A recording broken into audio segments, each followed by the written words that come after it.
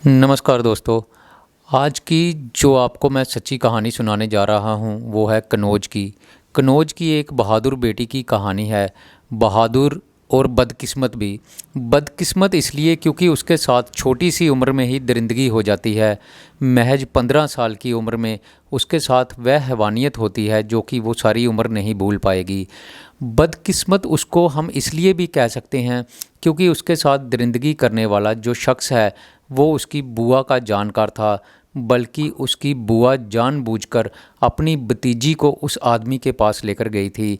ये तो थी उस लड़की की बदकिस्मती, लेकिन वो लड़की एक बहादुर लड़की थी। तमाम मुश्किलों के बावजूद भी जिस आदमी ने उसके साथ हैवानियत की, लड़की ने उसको उसके अंजाम तक पहुंचाने के लिए जी तोड़ मेहनत की। इतना सब कुछ करने के लिए उसको काफ़ी मुश्किलों से जूझना पड़ा। आरोपियों ने उसको पैसे का लालच दिया, वो नहीं मानी तो फिर उन्होंने उसको डराया, धमकाया, जान से मारने की धमकी भी दी। लेकिन वो लड़की हर हालत में आरोपियों को सज़ा दिलवाना चाहती थी। नवाब सिंह यादव नाम का एक आदमी उस नाबालिग बच्ची के साथ दुष्कर्म की वारदात को अंजाम देता है। वो उसको कस के पकड़ लेता है, उसके शरीर को भूखे भेड़िए की तरह नोचने लगता है। लड़की अपने आप को छुड़ाने की बहुत कोशिश करती है, लेकिन एक 15 साल की लड़की उस शख्स के आगे बेबस हो जाती है और नवाब लड़की के साथ घिनौनी वारदात को अंजाम दे देता है। वो लड़की लगातार अपने आप को छुड़ाने की कोशिश करती है, लेकिन वो छुड़ा नहीं पाती। उसके बाद जब वो दरिंदा लड़की के साथ दुष्कर्म कर लेता है, लड़की वहाँ से भाग जाती है और सीधा ही 112 नंबर डायल करके पुलिस वालों को फ़ोन करती है। उसको धमकाया जाता है, जान से मारने की धमकियाँ दी जाती है। यहाँ तक कि उसकी बुआ बुआ तक उसको बोलती है कि तुमने अगर पुलिस में शिकायत की तो ये लोग तुम्हें जान से मरवा देंगे। लेकिन वो लड़की घबराती नहीं, बल्कि गुनहगारों को उनके अंजाम तक पहुंचाने का ठान लेती है। कौन थी वो लड़की? कौन था वो नवाब जिसने लड़की के साथ घिनौनी वारदात को अंजाम दिया? कौन थी वो लड़की की बुआ जो कि अपनी भतीजी के साथ रेप करवाने वाले शख्स का साथ दे रही थी? मैं आपको सिलसिलेवार तरीके से पूरी घटना सुनाऊंगा, लेकिन उससे पहले अगर आप चैनल पर नए हैं तो चैनल को सब्सक्राइब कर लीजिए और वीडियो को लाइक कर दीजिए।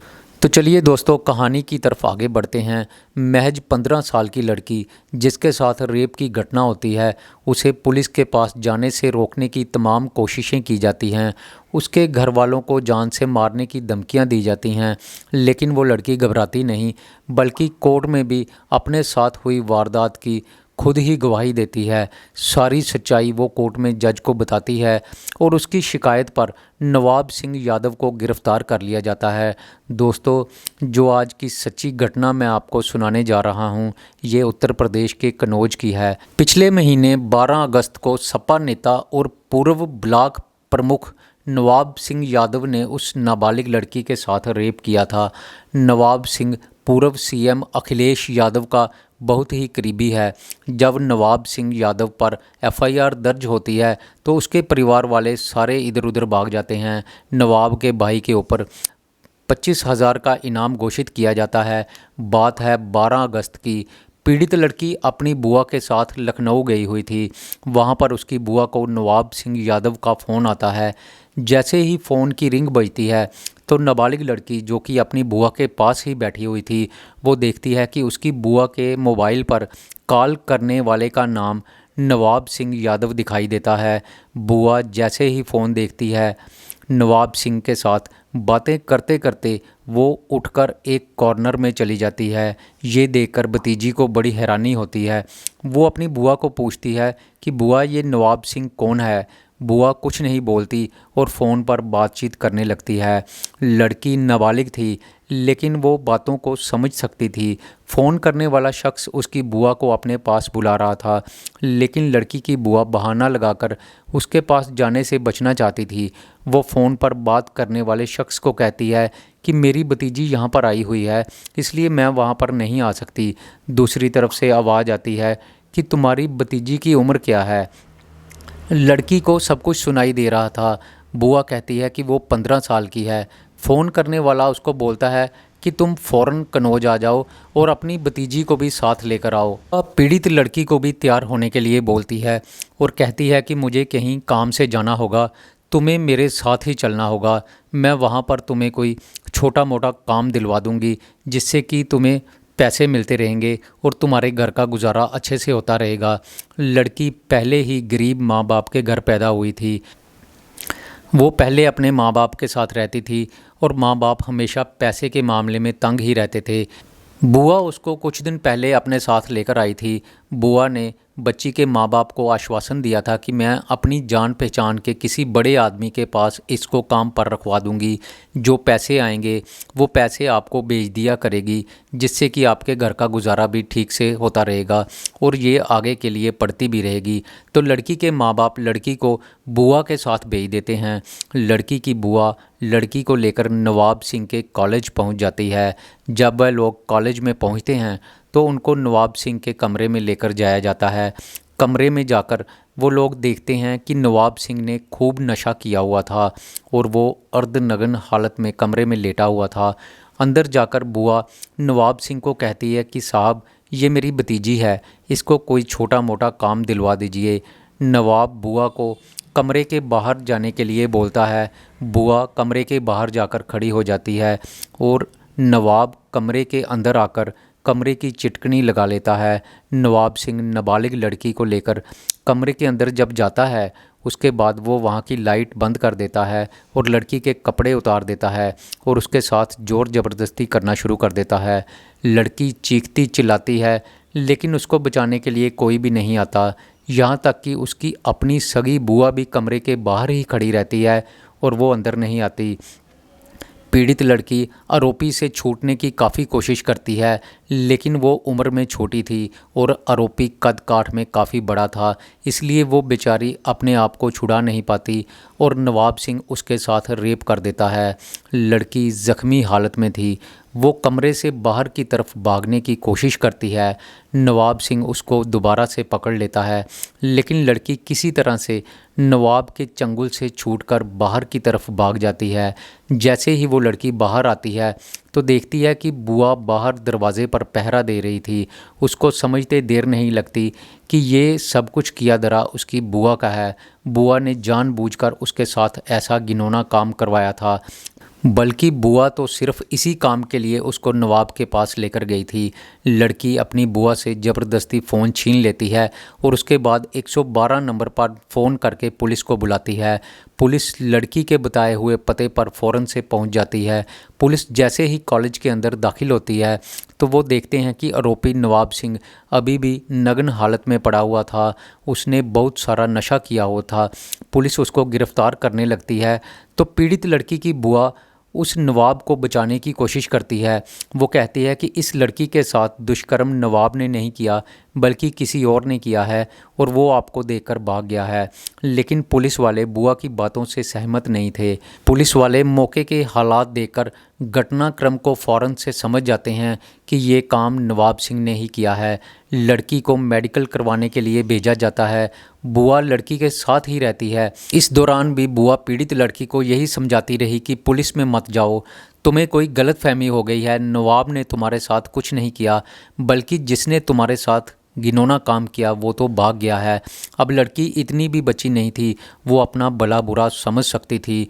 लड़की बस यही कहती रही कि आरोपी ने उसके साथ दुष्कर्म किया है। लड़की अभी तक अपनी बुआ को दोषी नहीं ठहरा पा रही थी। बुआ जब देखती है कि केस उसके हाथ से निकलता जा रहा है तो उसको अपनी गिरफ्तारी का डर होने लगता है और वो वहाँ से चुपचाप निकल जाती है। लड़की को मैजिस्ट्रेट के सामने पेश किया जाता है। लड़की को डराने धमकाने की बड़ी कोशिशें की जाती है, पैसे का लालच दिया जाता है, लेकिन लड़की अपने बयान बदलने को तैयार नहीं थी। वो दोषियों को हर हालत में सज़ा दिलवाना चाहती थी। जज के सामने लड़की अपनी सारी स्टोरी सुनाती है और अपनी बुआ पर भी नवाब के साथ मिला होने का शक जाहिर करती है। बुआ की जगह जगह तलाश की जाती है। बुआ फरार हो चुकी थी और तकरीबन 10 दिनों बाद 22 अगस्त को बुआ को भी अरेस्ट कर लिया जाता है। जब पीड़ित लड़की को पूछा जाता है कि केस में तुम्हें धमकियां कौन दे रहा था, तो वो बताती है कि नवाब सिंह का भाई उसको जान से मारने की धमकियां दे रहा था और केस को वापस उठाने के लिए बोल रहा था। अब नवाब सिंह यादव के भाई के खिलाफ भी शिकंजा कसना शुरू हो जाता है। उस पर 25,000 का इनाम घोषित किया जाता है। जो लोग नवाब सिंह यादव के भाई के साथ लड़की को धमकाने के लिए आए थे, सभी लोगों को हिरासत में ले लिया जाता है। दोस्तों, जब ये घटना संज्ञान में आती है तो सपा की बहुत ज़्यादा किरकिरी होती है, क्योंकि नवाब सिंह यादव अखिलेश यादव का काफ़ी करीबी रहा है। अखिलेश यादव स्टेटमेंट देते हैं कि आरोपियों का डीएनए टेस्ट करवाया जाए और पता करवाया जाए कि क्या सच में इन लोगों ने लड़की के साथ कुछ गलत किया भी था या नहीं। आदित्य योगीनाथ अखिलेश यादव की इस बात पर भी मोहर लगा देते हैं और कहते हैं कि आरोपियों का डीएनए टेस्ट ज़रूर करवाया जाएगा, और कोर्ट जो है वो आरोपियों के डीएनए टेस्ट का ऑर्डर दे देती है। फॉरेंसिक टीम घटनास्थल का मुआयना करती है। नवाब सिंह यादव के वीर्य का सैंपल लिया जाता है और उसके बाद लड़की के प्राइवेट पार्ट से जो वीर्य मिला था, नवाब सिंह यादव के वीर्य से उसका डीएनए मिलान करवाया जाता है और ये सैंपल जो है वो मैच हो जाता है। फोरेंसिक लैब से सैंपल की डीएनए रिपोर्ट पुलिस को मिलती है। इस रिपोर्ट में ये बात साफ हो चुकी थी कि पीड़िता के साथ रेप की वारदात नवाब सिंह यादव ने ही की थी। नवाब सिंह यादव के खिलाफ चार्जशीट बनाकर कोर्ट में पेश की जाती है। नवाब सिंह यादव शुरू से ही एक अय्याश किस्म का आदमी रहा है। अखिलेश यादव से पहले वो मुलायम सिंह यादव के काफ़ी करीब था। मुलायम सिंह ही उसको राजनीति में लेकर आए थे और फिर उसके बाद अखिलेश यादव के साथ भी उसकी निकटता बढ़ने लगती है और इसी नज़दीकियों के कारण उसको ब्लॉक प्रमुख की सीट मिली थी। नवाब सिंह ने राजनीतिक पहुंच के कारण काली कमाई का अंबार खड़ा कर लिया था। उसके गुनाहों का पिटारा खुलना शुरू होता है तो उसकी सारी अवैध संपत्तियों की पहचान करके उस पर बुलडोज़र चलाने का काम शुरू किया जाता है। नवाब के अवैध कोल्ड स्टोर पर बुलडोज़र चलाया जाता है और उसको तहस नहस कर दिया जाता है। उधर नवाब के भाई को गिरफ्तार करने के लिए पुलिस जगह जगह छापेमारी करती है, लेकिन नवाब के वकील बड़ी ही चालाकी से पुलिस से बचते हुए नवाब के भाई को कोर्ट में जज के सामने पेश कर देते हैं। अब इस घटनाक्रम में शामिल सभी लोग सलाखों के पीछे हैं। चार्जशीट बनाकर मैजिस्ट्रेट को पेश की जा चुकी है और थोड़े ही दिनों में इस केस पर कोई ना कोई फैसला आएगा।